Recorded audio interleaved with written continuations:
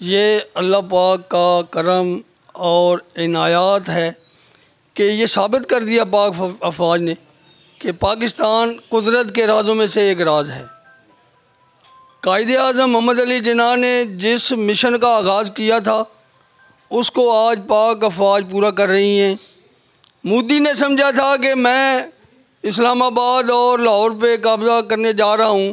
उसने झूठे मीडिया के ज़रिए ये आवाज़ें भी बुलंद की, लेकिन कुदरत को अगले 24 घंटों में कुछ और मंजूर था।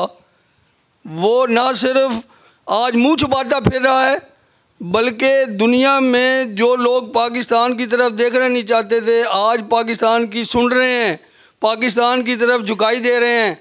और मेरी बात कारी मुजफ्फर साहब डूडिया शरीफ वालों से हो रही थी कि वो बता रहे थे कि इंडिया के मुसलमान उलमाए कराम मेरे साथ राब्ते में हैं।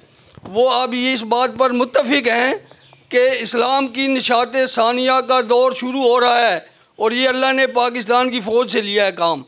अब दुनिया में इस्लाम की सुनी भी जाएगी, इस्लाम जो है वो आगे बढ़ेगा, कुफर पीछे की तरफ जाएगा इंशाल्लाह। और आज हम एक और बात कर दें कि मोदी जो है वो अभी पीछे नहीं हटेगा, वो ज़ख्मी शेर बना हुआ है, उसने हम पे एक बार फिर हमला करना है।